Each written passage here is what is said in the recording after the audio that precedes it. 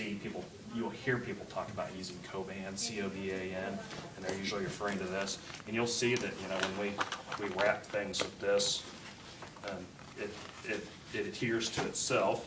So that was the top layer? That was the very top The layer. outermost, yeah. And you may not even have to use a tape or something to get it to hold in one, so it's really. It comes in all kinds of colors. But yeah, it just sticks to itself. Yep. But it's not giving you pull this and relax it a couple of times and all of a sudden there's no more elasticity in it. So you're not using this as a compressive pressure thing, it's just a securing device. So this would be a bandaging device, right? Just to hold things together so you can pass that around. How do you know how much pressure? With that, Well, with anything. any of them. Okay. I'd like to say there was some magic formula, but a lot of it's just trial and error of wrapping it. Well, it doesn't even depend. I mean, it's OJT. It's the OJT. It's the on-the-job training of doing it a couple of times and seeing if it stays or doesn't stay or drops. Because the gauze, the Curlex, the Kleenex, Curlex, right?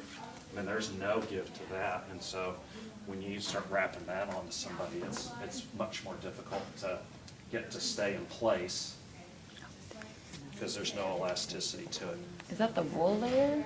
That's No, I don't have any. Well, here, that would be kind of that, just that bandaging underneath, Okay. padding, just regular padding like you would a regular cast is what she was talking about.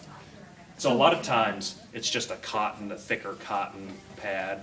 I don't know where she was actually from that she was calling that wool. I doubt it's wool. It's a cotton, thick cotton that you would pull. It's like having a bunch of cotton balls that have been mashed flat. Right. So there's no real give or tear to it.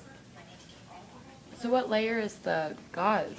If you're doing, would that be used Curlex for? you wouldn't use Curlex or Ace Wrap. That's just, I'm just showing you other dressing, bandaging okay. type things. Okay?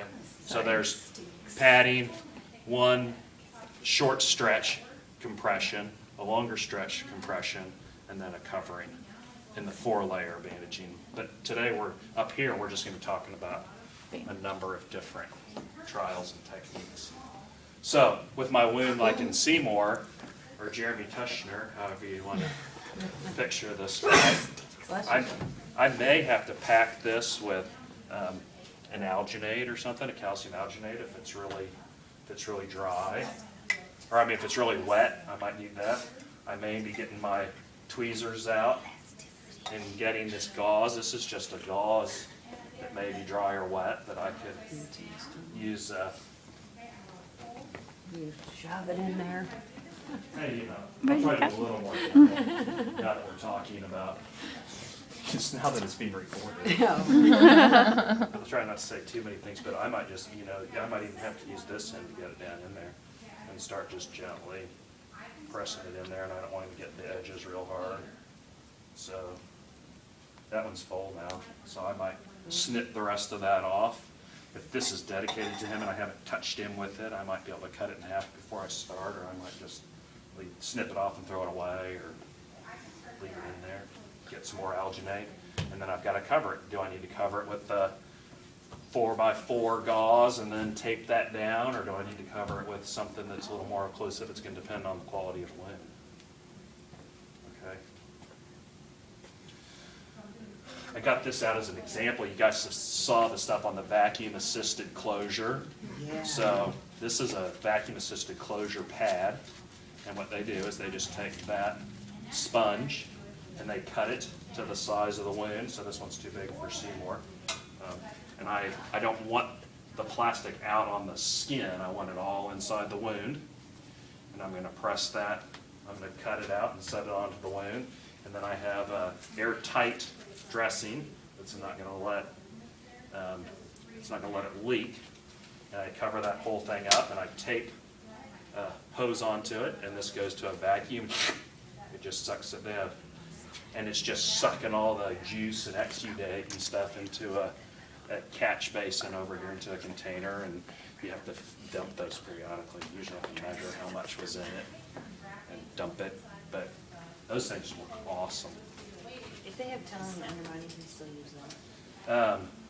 They will not usually do it if there's a tunnel there, because it might suck that tunnel closed at the top, so unless they could keep it open somehow.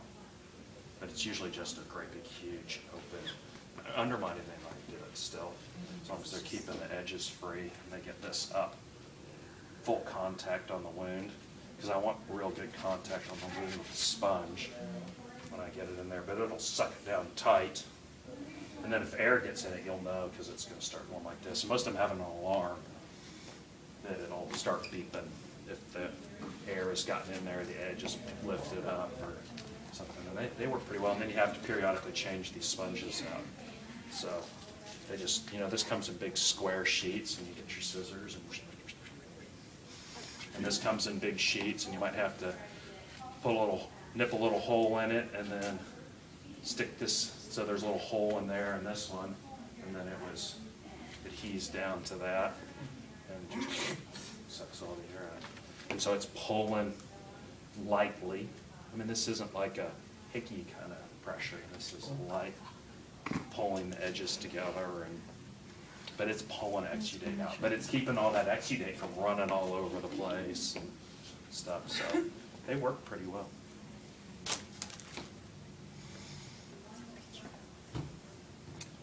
There is a picture in there, I think. Yeah, I saw it. I was like, ooh. All right, so then there's videos in there, in one of those that links you to the different types of, a couple of different types of securing bandage techniques.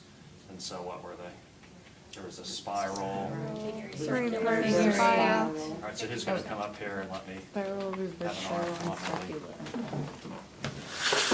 And figures. I don't want to do it with her legs, or his strap's probably easier, with a little bit of pressure. I usually like to keep my roll turned up because it's easier for me to wrap than to do that number. I always end up dropping it. So I start Distal. distal, right? And then I work my way up. So if I'm trying to hold something on up here, let's find something to hold on you. Something good in here. 4x4. See, the real name is gauze sponges, but everyone just calls these 4x4s. So I had that in there, and I'm going to start below. And then I can just keep rolling. And when I'm spiraling, I'm overlapping about 50%. And I'm doing that dance between how much is enough and how much is too much. I would prefer not to work my way back down. Depends on what my tool is. Hers is long enough, and I'm not pulling very tight that I can work my way back down. I'd prefer to go up and stop. So nothing fancy about the spiral, right? So why would you prefer to go up and stop? Just so I don't have